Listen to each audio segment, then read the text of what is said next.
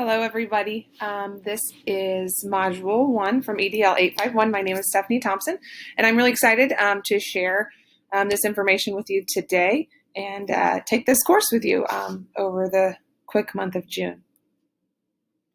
As I stated, I am Stephanie Thompson, and I found this interesting that this module was about mental health. And I was dropped my kids off at the summer rec program this morning, and I thought I should go get ready before I have to screencastify myself to strangers over the internet. And I thought, you know what, I'm not going to do it. It's summertime, it's mental health, and I was on my front porch enjoying the day as I worked on this first assignment. So you get the raw, pure Stephanie Thompson today. I'm taking this course, and I'm here working through the school administration courses because I want to be a school administrator. I'm eager to learn from each of you over the next month through each module. Here is a picture of my family, the most recent one I could find just at the end of the school year, with my little guys' 8U baseball team coached by my husband, the Kansas Cobras. So I'm happily married to Eric here in this picture. Our 10-year anniversary will be in September. We have two kiddos that we obviously love very much. Jace is 8, going into 3rd grade, and Danny is an older 5-year-old, and she will start kindergarten in the fall and is full of all sorts of sass. We love all things sports and outdoors, and we are avid Jayhawk, Royals, and Chiefs fans. And if we're not working or at the ballpark, you can probably catch us living it up at a campground somewhere in our 1999 Winnebago. We live in Pratt, Kansas, and we have 2 golden doodles, Stella and Chief. I currently teach at Liberty Middle School here in Pratt. I teach 5th and 6th grade girls and boys, and then I teach just 7th and 8th grade girls PE and health combined at LMS. I just finished my 2nd year in PE. I've kind of been all over the map in public ed. I've taught PE, 8th grade history, and I started my career teaching middle school language arts. My first teaching job was in 2004, and I drove from Pratt to Mullinville, Kansas every day, which was about 40 miles. And I graduated from Pittsburgh State in May of 2004. From 2008 to 2016, as I mentioned, sports has always been a huge part of my life. So I took a break from public education and accepted the head coaching position for women's basketball at Pratt Community College. While I was there, I worked on my master's degree in sports administration and received that in 2013 from Central Missouri State University. When I had the kids, when I had Jace, my husband at the time was also a college baseball coach, and both of us being in college athletics, we were really never home. And the mom life was a little bit more important to me at that point. So I left my job at PCC in, I think, June of 2016, and I got a job here at Liberty in the district in August of 2016. So I'm back in public education and really wanting to be an athletic director or an assistant principal in public ed. So let's talk about the articles that Dr. Adams gave us, evaluating mental health, retention, recruitment, and development. And when I saw the topics that we were going to discuss in this module, I was actually very excited. All of those things kind of give me butterflies in my stomach to lead and to help, to build relationships with people, and just work within a district to be the best version of, individuals and students that we all can be. So I put improvement and learning together, and I think if one's improving, then they're learning, and if they're learning, then they're improving. So I put both of these topics together as we kind of debrief on the articles today. I think it's always important for school administrators to assess their teachers. Obviously, providing meaningful evaluations is important, and I struggle with this one a little bit because I think sometimes, like the article said, sometimes evaluations are just a box to check or a rubber stamp. And I've been involved with evaluations that were done very successfully, in my opinion, and I gained some feedback and some meaningful feedback.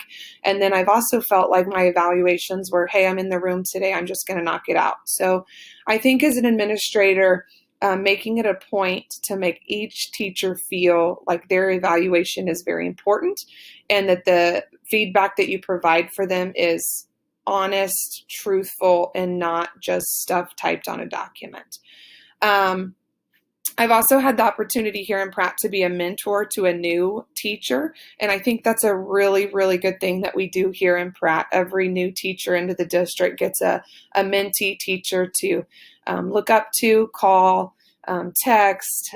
We do some mini evaluations. Really, we just watch them teach and provide positive or negative feedback.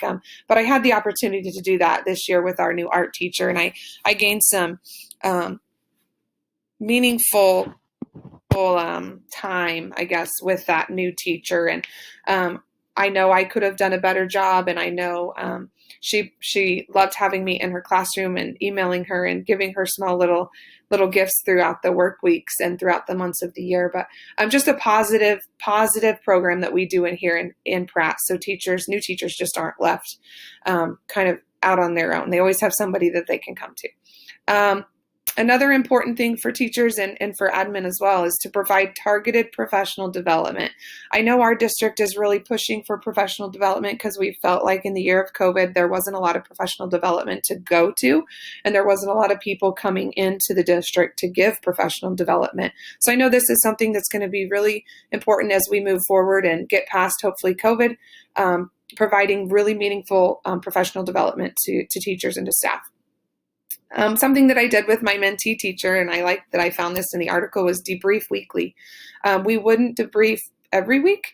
And after I read that, I thought, oh, that's a really good idea. So I wish I would have debriefed weekly with her rather than, probably bi-weekly. I think it's important for admin to insist on involvement and get everybody involved. Here at Pratt, it's not a big deal because we need a lot of help. We don't have a lot of staff members, but we do a lot of cool things. So we always ask for people to help with certain things, which is obviously important to keep teachers around. Find additional opportunities for growth for teachers and for staff members so they don't get stagnant. I think sometimes we can, especially our tenured teachers, they just do the same thing over and over and over. And I do wonder if they're growing and they're learning and they're broadening their horizons any. This is the one that gives me butterflies, and I just love it. Retention and well-being. In my personal life, we've had an unfortunate circumstance this previous school year with a suicide and a young girl that was extremely successful, beautiful, and had her whole life ahead of her, and she actually took her own life. So mental health and the well-being of students and staff is something that I will never take lightly and something that is near and dear to my heart recently. So, and of course, we know that there's a national teacher shortage. So what can we do as leaders to help? Everybody wants their voice heard. Everybody needs to have that voice and to have someone that will allow them to listen. Create a positive work culture. I've been involved in really great cultures that I miss dearly, and I've been in cultures that every day just doesn't seem like it's a happy place to go to work. So this is something that I would strive for as an administrator, and I look forward to doing that someday. Be aware and practice mindfulness. I think mindfulness is one of those, target words in education right now for students and staff alike. So incentive pay to keep new teachers around is always a good thing. Be transparent. What you see is what you get type of leader with me. And teachers need to know that they get the information that they need and they're receiving that as often as possible. And here we go. Recognize and address mental health. I don't think it's ever more important than it's ever been. It's extremely important. And we can't ignore the mental health of our staff members and the mental health of our students as well. I think a lot of teachers, me included, we get wrapped up in the work. We've got things to do. We have things on our to-do list. But teachers need to know that working at home for all hours of the night and answering student emails in the middle of the night is just going to get teachers burnt out and eventually make them leave the profession. So find a way to handle those teachers in those situations. I thought this was funny, and as I was taking notes from Garland in 2020, create a quiet place for staff to regroup, and all I could think about was a quiet corner or the peace corner or something like that, and it kind of made me chuckle, but maybe it makes sense. Maybe it makes sense for a teacher's lounge to be a calming, quiet place for teachers during the day. So something I would like to incorporate and think about in the future. Are there teachers or people in the building other than a supervisor that can help with our staff's mental needs? We do have that here at Pratt, and we're very blessed with that. And then obviously offer online or face-to-face PD for supervisors to address and help those staff members that need mental health support. I like this quote that I found regarding mental health, and I think it's very, very important to address it and be willing to turn the mental health stigma inside out. I have a brother that suffers from mental health, and we didn't talk about it for the longest time, but it needs to be talked about. People need to know that it's okay, and they're not alone. Staff members, students, teachers, it doesn't matter who. They have to have their voices heard. I think this was a pretty much no-brainer. This was probably the easiest standard correlation, relevance, and reflection I've done since I started these courses, just because we talked about exactly what the standard says. School improvement, teacher retention, the success and well-being of students and adults in the school. So it's very relevant. And like I've said a couple times, it just gives me butterflies to talk about these topics, because these are some of the best topics that make successful school leaders successful. And without addressing these needs, as a school leader, I'm not sure that the culture of your building, or potentially a building, will be the best. So I look forward to taking this course with you. I'm excited to talk about all of these topics as we move forward. And I hope you all are having a tremendous summer. And we'll see you soon. Take care. Bye-bye.